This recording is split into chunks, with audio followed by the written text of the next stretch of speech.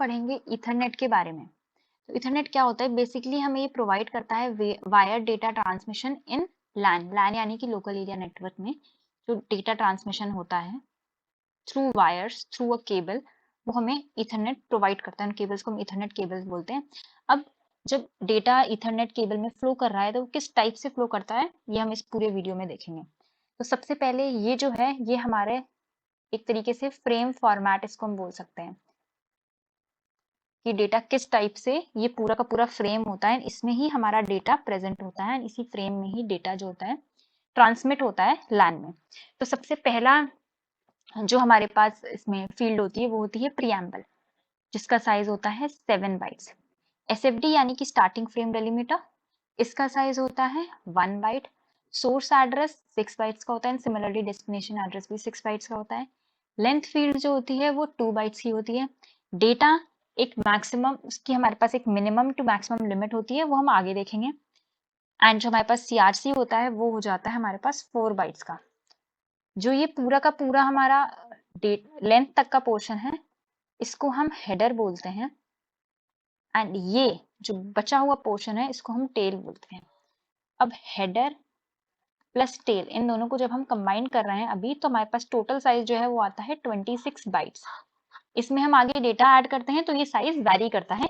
अभी फिलहाल इस फ्रेम का साइज जब हम डेटा कंसिडर नहीं कर रहे हैं तो वो 26 बाइट्स है। तो हम सबसे पहले देखेंगे प्रीएम्बल क्या होता है। तो प्रीएम्बल जो होता है वो एक तरीके से कॉम्बिनेशन होता है ऑफ वंस एंड जीरोस। कुछ इस टाइप से कॉम्बिनेशन होगा हमारे पास जो कि पूरा का पूरा 7 बाइट्स का होगा। एंड इसको हम यूज किस लिए करते हैं? सिंक्रोनाइज करने के लिए sender and receiver. It is use to synchronise sender and receiver. एक कॉम्बिनेशन होगा वंस एंड जीरोस का जो कि 7 बाइट्स का होता है। सिर्फ और सिर्फ सिंक्रोनाइजेशन ही इसका मेन पर्पस है।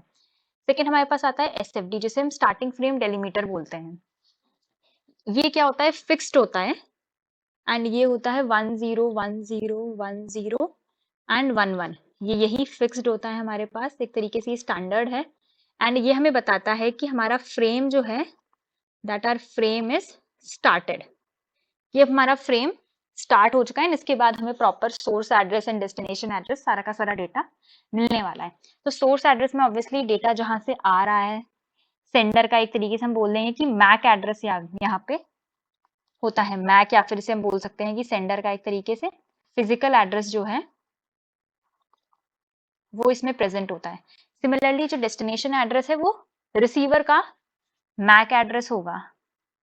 ओके, अब ये एड्रेस जो होता है कुछ हमारे पास 3 टाइप्स होते हैं, यूनिकास्ट, मल्टीकास्ट और ब्रॉडकास्ट। तो इस हिसाब से जो हमारा ये डेस्टिनेशन का एड्रेस होता है वो वेरी करता है।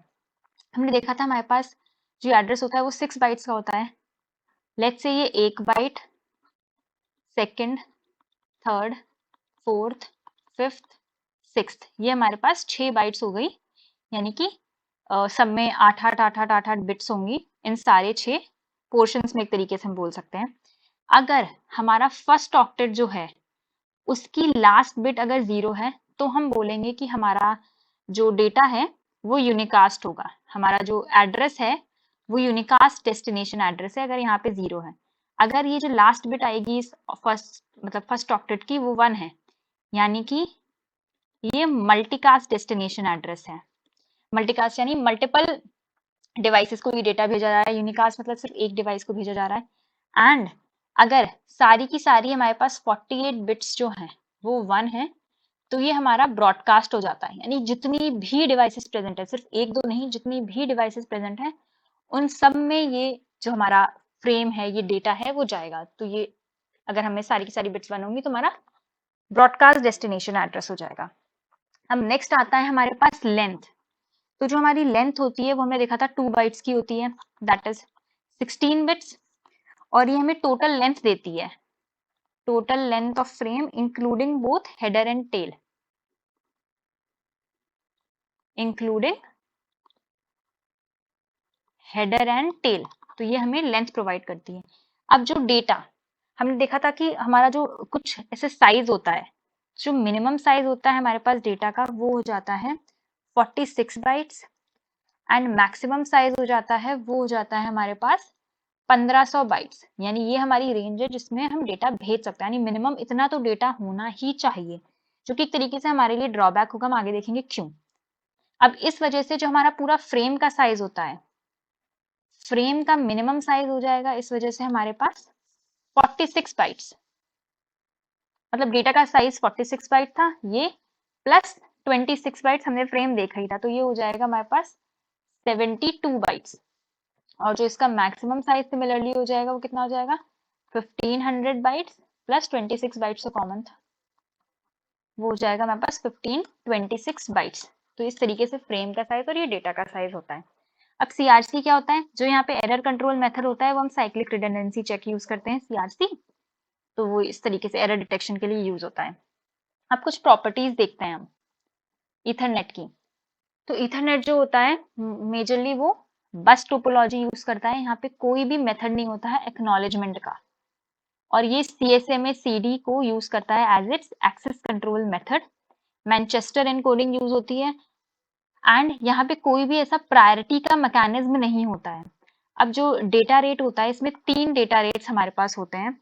ये नॉर्मल 10 MBPS, जो 100 MBPS वाला होता है उसको हम बोलते हैं फास्ट इथरनेट। डेटा इस रेट से फ्लो अगर करता है तो हम उसको बोलेंगे ये फास्ट इथरनेट है।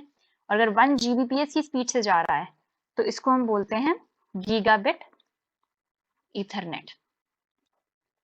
अब इसके कुछ ड्रॉबैक्स हैं कि इसको हम रियल टाइम में यूज कर सकते हैं, नहीं यूज कर सकते हैं। एंड इसका रीजन क्या है कि अगर कॉलिजन जो होता है इसमें प्रेजेंट है, कॉलिजन जो है CSMA CD को हम यूज कर रहे हैं एज एक्सेस कंट्रोल मेथड, तो उसमें ऐसा तो हमें गारंटी वो नहीं करता है कि कॉलिजन नहीं होगा। कॉलिजन के चांसेस प्रेजेंट होते हैं, इसलिए इसे हम रियल टाइम में यूज नहीं करते हैं। इंटरैक्टिव एप्लीकेशन में क्यों नहीं, क्योंकि हमारे पास जो डेटा का मिनिमम साइज है वो हमें 46 बाइट्स दिया हुआ है। लेट्स से अगर हमारे पास इससे कम डेटा है तो हमें जबरदस्ती 46 बाइट्स का डेटा किसी तरीके से जब तक हमारे पास आ नहीं जाता है, हम फ्रेम सेंड ही नहीं कर सकते, क्योंकि मिनिमम साइज डेटा का हमें ये लिमिट हमारे लिए एक सेट कर दी गई है। और इसको हम ना ही क्लाइंट सर्वर एप्लीकेशंस में यूज कर सकते हैं, क्योंकि हमारे पास कोई प्रायोरिटी मैकेनिज्म ही नहीं है। जो हमारा इथरनेट होता है, हमने देखा अभी ऊपर कि इसमें कोई प्रायोरिटी मैकेनिज्म है ही नहीं, तो इस वजह से हम इसे क्लाइंट सर्वर एप्लीकेशंस में भी यूज नहीं कर सकते।